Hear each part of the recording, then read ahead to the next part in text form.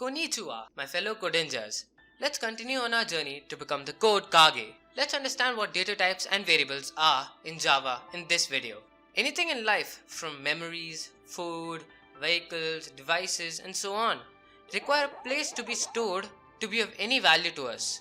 Even us humans have a basic primitive need of shelter, which is just a storage unit for us humans. The most basic answer that you get when you ask a person what a variable is that variables are like boxes inside the memory of a computer which is used to store data. This is fine if you do not want to become the code Kage, but we are competing to become the code Kage.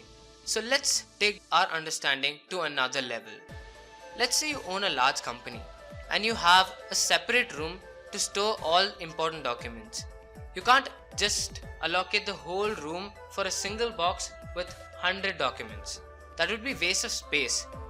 And you can't just take every document that you get, put it into a box and store it into the room. Then it will be very hard for you to get what you want when you want it. So the two problems that we have are what size of box that we have to have and what type of box that we have to have. That is to stay organized. These are the same problems that are faced by a variable, and these problems are addressed to by a data type. Data types give the computer an idea to bring the right size box and what type of data or document is to be stored inside to be organized. So what are the different types of boxes that are available to store data inside a computer using Java? There are 8 basic primitive data types in Java. 4 for integers, which are byte, short, int and long.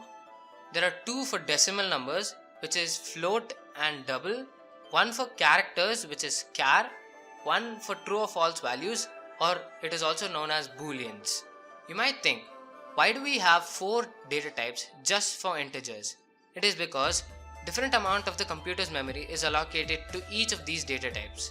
To be put in other words, each of these boxes are of the same type, but they are of different sizes. This is the same case for decimal numbers which have float and double also. Let's now understand what variable naming is and how it helps us to retrieve the data that we have stored inside a variable. Let's continue on with our previous example. Now, as the CEO of the company, you don't take care of the documentation storage process by yourself, right? But you might require a very important document right in the middle of a meeting. So you tell your beautiful secretary the name of the document that you want. She goes, tells the person responsible for the storage room in a way that he understands, gets the document and gives it to you. Similar is what happens when you type code in Java.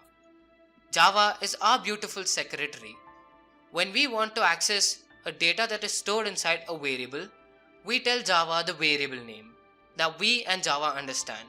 Java goes, asks the computer in a way that it understands to get the data that we want. So now that we have understood about what variables, variable names and data types are in Java, let's now understand how do we use all this to create a variable using Java. Now the syntax to do so is this: data type space variable name semicolon. This type of variable is not initialized. To be put simply, this is an empty box which has a particular size and has to only store a particular data.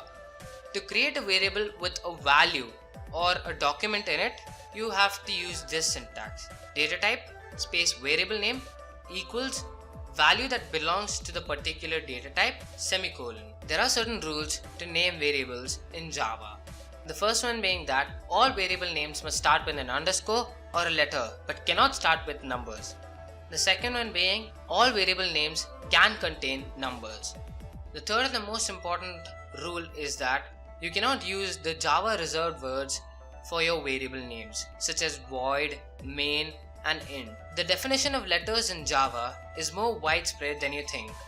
All alphabets from small a to small z, capital A to capital Z and a dollar sign and any Unicode that represents an alphabet in any language is considered to be a letter in Java. Sometimes you would want to create a variable but not change its value later on. These type of variables are called as constants. To make a constant, you have to just simply supply the word final along with the declaration of the variable. For example, look at this. The final keyword that is used here is pretty self-explanatory if you ask me. It just simply says that whatever value that is given to this variable is final and that there can be no changes that can be made to these values. So it converts the variable from a variable to a constant. The last and final thing that I would like to mention about in this video is going to be about comments. Comments allow us to write down stuff about what we did or what we were trying to do with the block of code in proper English. This helps us when we are working with large projects, where it can be overwhelming just to try and remember what we were trying to do by looking at the block of code. The double slashes are used for single line comments. This is used for multi-line comments. I'm gonna become the Code Kage someday. Believe it! If you too wanna give your best to learn to code and try to beat me to get the title yourself, consider subscribing to the channel and become a Codinja yourself.